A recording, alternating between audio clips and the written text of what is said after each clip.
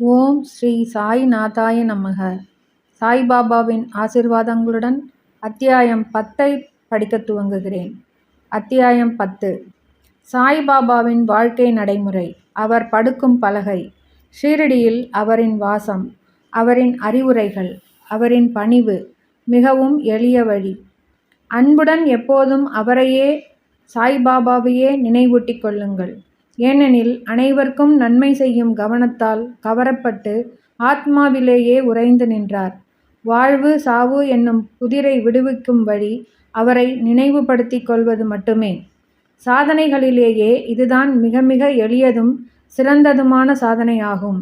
ஏனெனில் அது எவ்வித செலவையும் உள்ளடக்காதது.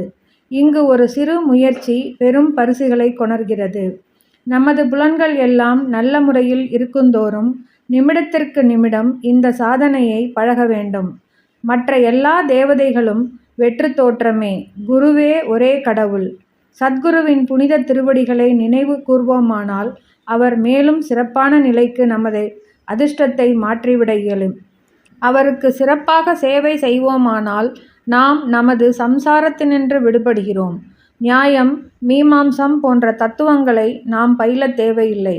அவரை நமது வழிகாட்டியாக நாம் அமைத்து கொள்வோமானால் நமது அனைத்து துன்பங்கள், கவலைகள் என்னும் கடலை எளிதாக கடந்து செல்லலாம்.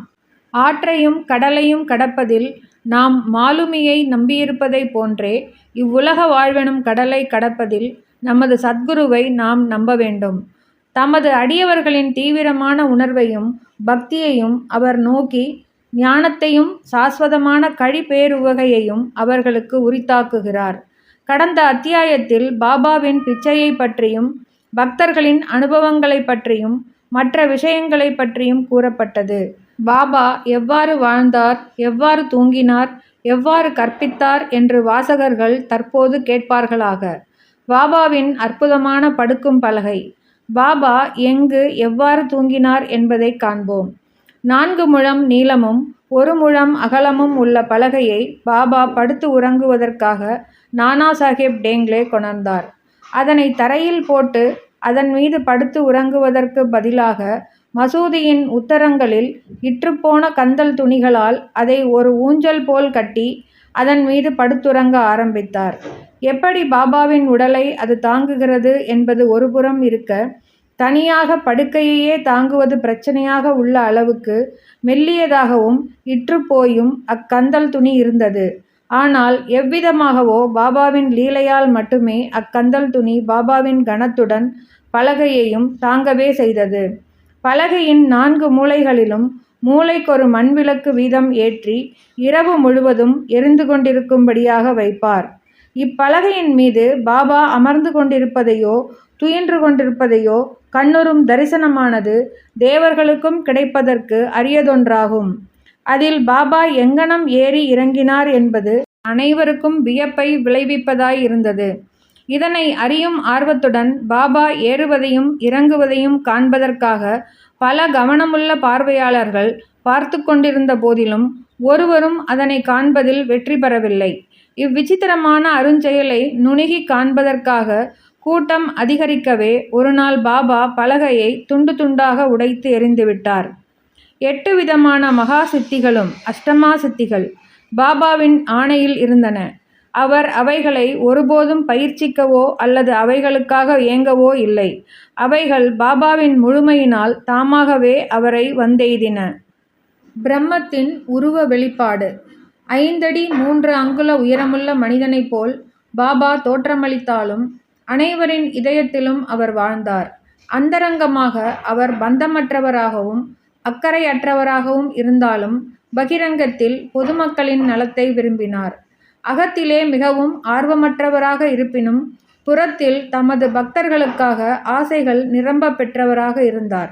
உள்ளே சாந்தத்தின் இருப்பிடமாக அவர் இருப்பினும் வெளியில் இருப்பு கொள்ளாதவராய் இருந்தார். அந்தரங்கமாய் பிரம்மானந்த நிலையை அவர் எய்தியவராய் இருந்தார். பகிரங்கமாய் பிசாசை போன்று நடந்து கொண்டார். அந்தரங்கமாய் அவர் அத்வைதத்தை விரும்பினார். பகிரங்கமாய் உலகோடு கட்டுப்பட்டவராய் இருந்தார். சில நேரங்களில் அனைவரையும் பாசம் ததும்ப நோக்கினார். சில சந்தர்ப்பங்களில் அவர்கள் மீது கற்களை விட்டெறிந்தார்.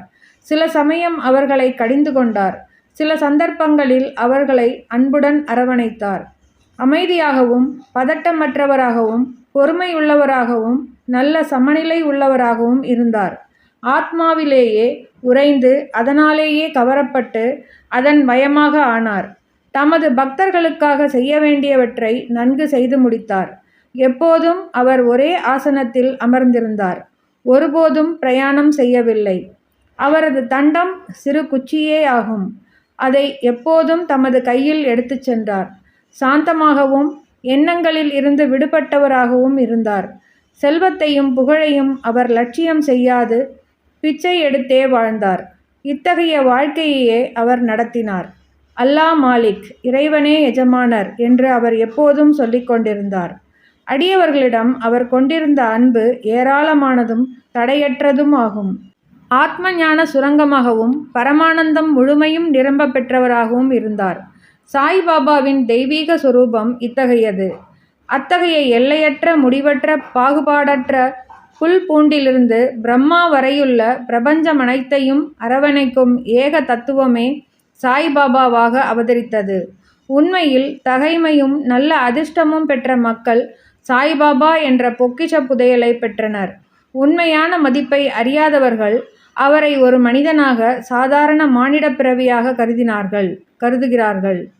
அவர்கள் உண்மையிலேயே பரிதாபத்துக்கு உரியவர்கள் ஆகிறார்கள். பாபாவின் ஷீரடி வாசமும் பிறந்த ஆண்டு பற்றிய அனுமானமும். சாய்பாபாவின் சரியான பிறந்த நாளையும் அவரது பெற்றோரையும் ஒருவரும் அறியார்கள். அவரது ஷீரடி வாசத்திலிருந்து அதை ஏறக்குறைய தீர்மானிக்கலாம். தண்டம் என்பது சந்நியாசிகள் துறவின் அடையாளமாக எப்போதும் தங்களுடன் வைத்து கொண்டிருக்க வேண்டிய நீளமான மூங்கில்கோல் ஆகும். அவர் 16 வயது பாலகனாக இருக்கும்போது முதலில் ஷீரடிக்கு வந்தார். 3 ஆண்டுகள் அங்கு தங்கியிருந்தார். பின்னர் திடீரென்று சில காலம் மறைந்து விட்டார். சிறிது காலத்திற்கு பின் நைஜாம் அவுரங்காபாத்துக்கு அருகில் 20 வயது நிரம்பி இருக்கும்போது தோன்றினார். மீண்டும் ஷீரடிக்கு சாந்த் பாட்டீலின் கல்யாண கோஷ்டியுடன் திரும்பினார். பின்னர் தொடர்ந்து 60 ஆண்டுகள் அவர் ஷீரடியில் வாழ்ந்தார். அதற்கு பின்னர் 1918ஆம் ஆண்டில் மகா சமாதி அடைந்தார். இதிலிருந்து பாபாவின் பிறந்த வருடம் ஏறக்குறைய 1838ஆக இருக்கலாம் என்று கூற இயலும். பாபா மேற்கொண்ட பணியும் உபதேசமும். முனிவர் ராம்தாஸ் 17ஆம் நூற்றாண்டில் செழித்தோங்கி விளங்கினார். 1608 முதல் 1681 வரை பசுக்களையும் அந்தணர்களையும் யவனர்களிடமிருந்து முகலாயர்களிடமிருந்து காப்பாற்றுதல் என்னும் தாம் மேற்கொண்ட குறிக்கோளை பெருமளவிற்கு நிறைவு செய்தார். ஆனால் அவருக்கு 2 நூற்றாண்டுகளுக்கு பின்னர் இரு வகுப்பினர்களுக்குள்ளும் மீண்டும் ஹிந்து முஸ்லிம்களுக்குள் வேற்றுமை அதிகரித்தது. அந்த பாதாள பள்ளத்தினை இணைக்கும் பாலமாக சாய்பாபா விஜயம் செய்தார். அனைவருக்கும் அவர் தம் நிரந்தரமான உபதேசத்தின் உட்கருத்து இவ்வாறானதாகும். ராமரும் இந்துக்களின் தெய்வம், ரஹீமும் முஸ்லிம்களின் தெய்வம் ஒன்றே ஒன்றுதான். அவர்களுக்குள் எள்ளளவும் வேற்றுமை இல்லை. பின்னர் ஏன் அவர்களின் அடியவர்கள் சச்சரவு புரிந்து தங்களுக்குள் சண்டையிட்டுக் கொள்கின்றனர்? கள்ளங்கபடு அறியாத மக்களாக கைகோர்த்து இரு வகுப்பினரும் ஒன்றாய் இணைந்து விவேகத்துடன் நடந்து கொள்ளுங்கள். இங்ஙனமாக உங்களது குறிக்கோளாகிய தேசிய ஒற்றுமையை ஈட்டப் பெறுவீர்கள். போராடி வாதாடுதல் நன்றன்று. எனவே விவாதிக்க வேண்டாம். மற்றவர்களுடன் போட்டி போட வேண்டாம். எப்போதும் உங்களது அக்கறையினையும் நலத்தினையுமே கருத்தில் கொள்வீர்களாக. கடவுள் உங்களை காப்பாற்றுவார். யோகம், தியாகம், தவம், ஞானம் என்பன கடவுளை அறியும் நெறிகள். இந்த வழிகளில் ஏதேனும் ஒன்றன் மூலம் நீங்கள் இதில் வெற்றி பெற இயலாவிடில் உங்கள் பிறப்பு வீணே ஆகும். யாரேனும் ஏதாவது தீமையை உங்களுக்கு செய்வாரேயாகில் அதற்காக பழிக்கு பழி வாங்காதீர்கள். நீங்கள் ஏதேனும் செய்ய இயலுமானால் பிறருக்கு சிறிது நன்மையை செய்வீராக. இது அனைவருக்கும் சாய்பாபா அளித்த உபதேசத்தின் சுருக்கம். இது லௌகீக ஆன்மீக விஷயங்கள் இரண்டிலுமே நலம் பயப்பதாகும். சத்குருவாக சாய்பாபா. ஏராளமான குருக்கள் இருக்கின்றனர். தங்கள் கரங்களில் ஜால்ரா, தாளக்கருவி, வீணை சகிதம் வீடுதோறும் சென்று தமது ஆத்மீகத்தை படாடோபம் செய்து கொள்ளும் குருக்கள் உண்டு. அவர்கள் மந்திரங்களை தமது சீடர்களின் காதில் ஓதி அவர்களிடமிருந்து பணத்தை கறப்பர். தமது சீடர்களுக்கு கடவுள் பற்றையும் கடவுள் நம்பிக்கையையும் உபதேசிப்பதாக உணர்ச்சி வகையில் வெளிப்படையாக காட்டிக்கொள்வர். ஆனால் அவர்களே இறை அனுபவம் அற்றவராக இருப்பர். ஆனால் சாய்பாபா தமது தகைமையையும் கடவுள் பற்று மெய் உணர்வையும் காண்பிப்பதற்கு எவ்வித சிறிய முயற்சியையும் எடுக்கவே இல்லை. அடியவர்களிடம் பெருமளவு அன்பு கொண்டிருந்தார். 2 விதமான குருக்கள் இருக்கின்றனர். 1 நியத் நியமிக்கப்பட்டவர் குறிக்கப்பட்டவர். 2 அநியத் நியமிக்கப்படாதவர் பொதுவானவர். பின்னவர்கள் தங்கள் உபதேசங்களால் நம்மிடத்தில் உள்ள நற்பண்புகளை அபிவிருத்தி செய்கின்றனர். நமது இதயத்தை தூய்மைப்படுத்துகின்றனர். நம்மை வீடு பேற்றை அடையும் பாதையில் செல்ல தூண்டுகின்றனர். இதற்கு மாறுபாடாக முன்னவர்களாகிய குருக்களோ நமது தனி இயல்பை பேத உணர்வை அழித்து நீயே அது என்று உணரச் செய்து நம்மை ஏகத்துவத்தில் ஸ்தாபிக்கின்றனர். பல்வேறு வகையான உலக ஞானத்தை அளிக்கும் பல திறத்தான குருக்கள் இருக்கின்றனர். ஆனால் நம்மை நமது இயற்கையில் ஆத்மாவில் நிலைப்படுத்தி உலக வாழ்வெனும் சாகரத்துக்கு அப்பால் நம்மை சுமந்து செல்பவரே சத்குரு எனப்படுவார். சாய்பாபா அத்தகைய ஒரு சத்குரு ஆவார். அவருடைய பெருமையை விவரிக்க இயலாது. யாரேனும் பாபாவின் தரிசனத்தை பெறச் சென்றால் கேட்கப்படாமலேயே அவரது கடந்த கால, நிகழ்கால, எதிர்காலங்களின் ஒவ்வொரு விவரத்தையும் உரைப்பார். எல்லா ஜீவராசிகளிடமும் அவர் தெய்வீகத்தை கண்டார். நண்பர்களும் பகைவர்களும் அவருக்கு ஒன்றே. அவாவற்றவராகவும் சமன் செய்யப்பட்டவராகவும் இருந்த அவர் தீயோருக்கும் கட்டுப்பட்டு செவிசாய்த்தார். சுபிட்சத்திலும் எதிரிடையான சூழ்நிலையிலும் அவர் ஒரே மாதிரியாய் இருந்தார். எப்போதும் எவ்வித ஐயமும் அவரை தீண்டவில்லை. இவ்வுடம்பில் அவர் இயங்கினாரெனினும் எல்லளவும் தமது உடம்பிலேயோ வீட்டிலேயோ பற்றற்றவராகவே இருந்தார். உடலுருக்கொண்டு அவர் தோற்றமளித்தாலும் உண்மையில் அருவமானவர், அதாவது இந்த வாழ்க்கையிலிருந்தே விடுதலையானவர். அத்தகைய சாயியை தங்கள் கடவுளாக வழிபட்ட ஷீரடி மக்கள் ஆசீர்வதிக்கப்பட்டவர்கள். அவர்கள் உண்ணும் போதும் அருந்தும் போதும் புழக்கடையிலும் வயலிலும் மற்ற பிற இல்லற தர்மங்களை செய்யும் போதும் சாயியை நினைவு கூர்ந்தார்கள். அவர் தம் புகழை பாடினார்கள். சாயியை தவிர பிறிதொரு கடவுளை அவர்களுக்கு தெரியாது. ஷீரடியில் வசித்த பெண்களின் அன்பின் இனிமையை எங்கனம் விவரிக்க முடியும்? அறியாதவர்களாக இருப்பினும் அவர்களின் தூய அன்பு எளிய கிராமிய மொழியில் பாபாவின் புகழை கவிதையாகவும் தெம்மாங்கு பாடலாகவும் பாட உணர்வூட்டியது.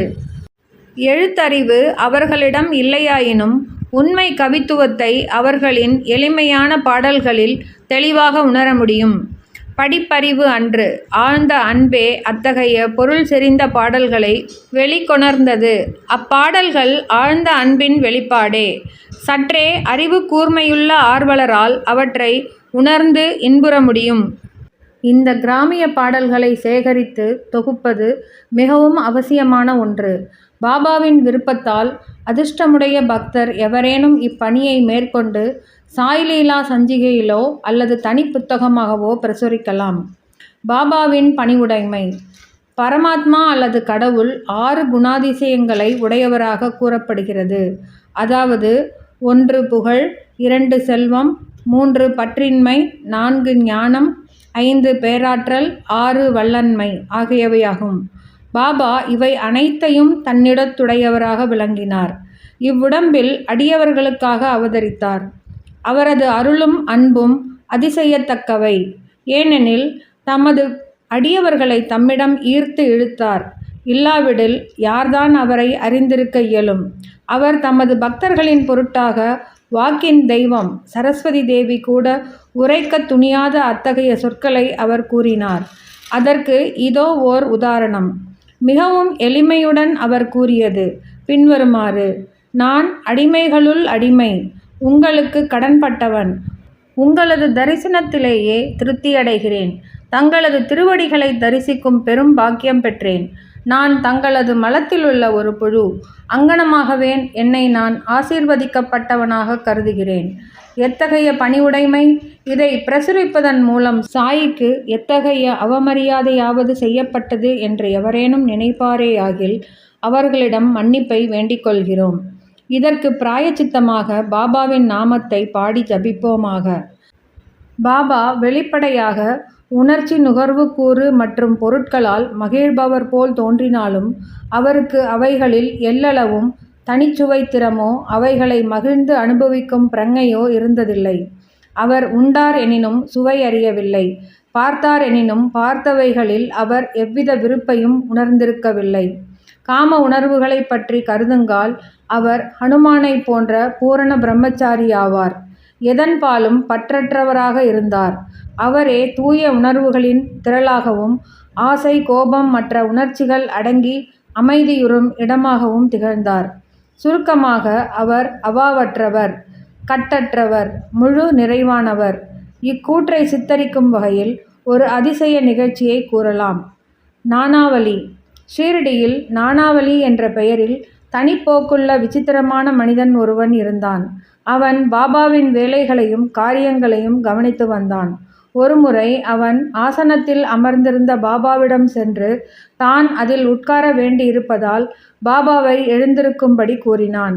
பாபா உடனடியாக எழுந்திருந்து தாம் அமர்ந்திருந்த ஆசனத்தை காலி செய்தார். அதில் அவன் அமர்ந்து கொண்டான். சிறிது நேரம் அமர்ந்திருந்த பின்னர் அவன் எழுந்திருந்து பாபாவை அமர்ந்து கொள்ளச் சொன்னான். பாபா ஆசனத்தில் அமர்ந்தார். பிறகு அவன் பாபாவின் பாதங்களில் வீழ்ந்து நமஸ்கரித்துவிட்டு சென்று விட்டான்.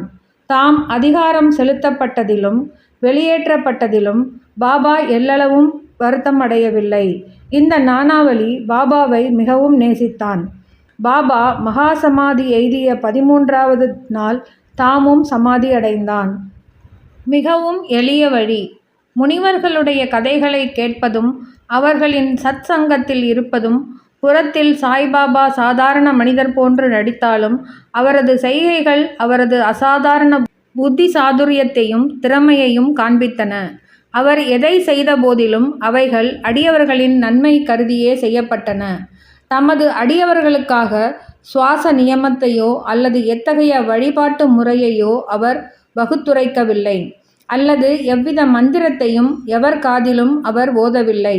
எல்லாவித புத்திசாலித்தனத்தையும் விட்டொழித்துவிட்டு எப்போதும் சாயி சாயி என்று ஞாபகம் ஊட்டிக்கொள்ளும்படி அவர்களிடம் கூறினார். இதை செய்வீர்களானால் உங்களது கட்டுக்களெல்லாம் விடுபட்டு விடுதலை அடைவீர்கள் என்று உரைத்தார். 5 நெருப்புக்களிடையே அமர்தலும் யாகங்களும் பாராயணங்களும் அஷ்டாங்க யோகங்களும் அந்தணர்களால் மட்டுமே இயலுவதாகும். மற்றைய வகுப்பினருக்கு அவைகளால் எவ்வித பலனும் இல்லை. மனதின் தொழில் நினைப்பதாகும். எண்ணமின்றி அது ஒரு நிமிடமும் இருக்க முடியாது. புலன் உணர்விற்கு சார்பான பொருளை அதற்கு நீங்கள் அளித்தால் அதை பற்றி நினைக்கும். அதற்கு குருவை அளித்தால் அது குருவை பற்றி எண்ணமிடும்.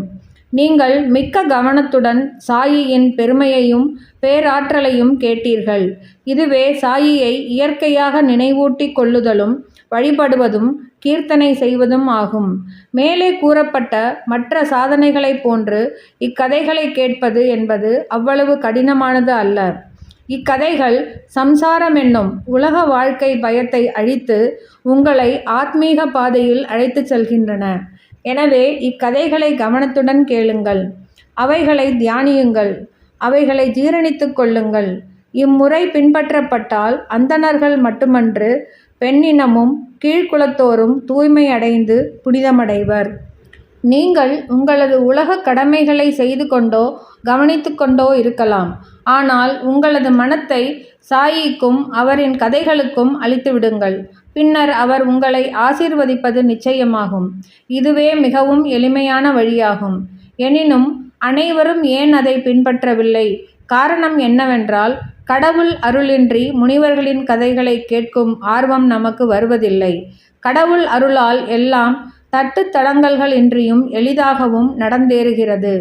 முனிவர்களின் கதைகளை கேட்பது என்பது ஒரு வழியில் அவர்களின் சத்சங்கத்தை பெறுதலை நிகர்ப்பதாகும்.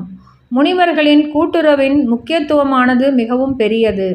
நமது உடல் உணர்வையும் அகங்காரத்தையும் அகற்றி பிறப்பு இறப்பு என்னும் சங்கிலி தொடர்ச்சியை அறவே அழிக்கிறது. இதய முடிச்சுக்களை எல்லாம் துண்டாக அறுத்துவிட்டு தூய உணர்வான கடவுளிடத்திலேயே நம்மை அழைத்துச் செல்கிறது.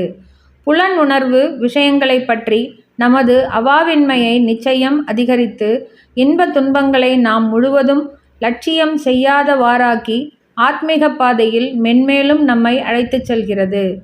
நாமஸ்மரணம், வழிபாடு அல்லது பக்தி போன்ற சாதனைகள் உங்களிடம் இல்லையாயினும் ஞானிகளிடம் உங்கள் முழு இதயத்தோடு சரணாகதி அடைவீர்களானால் இவ்வுலக வாழ்வெனும் பெருங்கடலுக்கு அப்பால் அவர்கள் நம்மை பத்திரமாக இட்டுச் செல்வார்கள். இக்காரணத்துக்காகவே முனிவர்கள் உலகில் அவதரிக்கிறார்கள்.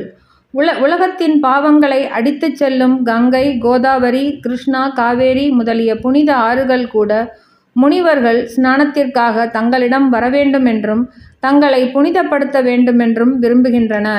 முனிவரின் பேராற்றல் அத்தகையது. முந்தைய பிறவிகளில் நாம் செய்த நற்கர்மங்களின் சேமிப்பு குவியல்களால் நாம் சாய்பாபாவனுடைய திருவடிகளை அடையப் பெற்றோம். சாயியின் ரூப தியானத்துடன் இந்த அத்தியாயத்தை நாம் முடிக்கிறோம். அத்தகைய சுந்தரமான அழகு படைத்த சாயி மசூதியின் விளிம்பில் நின்று கொண்டு உதியை ஒவ்வொரு பக்தருக்கும் அவரவர் நன்மையை கருத்திற்கொண்டு விநியோகித்துக் கொண்டிருக்கிறார். இவ்வுலகை வெறுமையாய் கருதி பரமானந்தத்திலேயே எப்போதும் திளைத்து கொண்டிருக்கும் அவர் முன்னால் வீழ்ந்து வணங்குகிறோம். ஸ்ரீ சாயியை பணிக.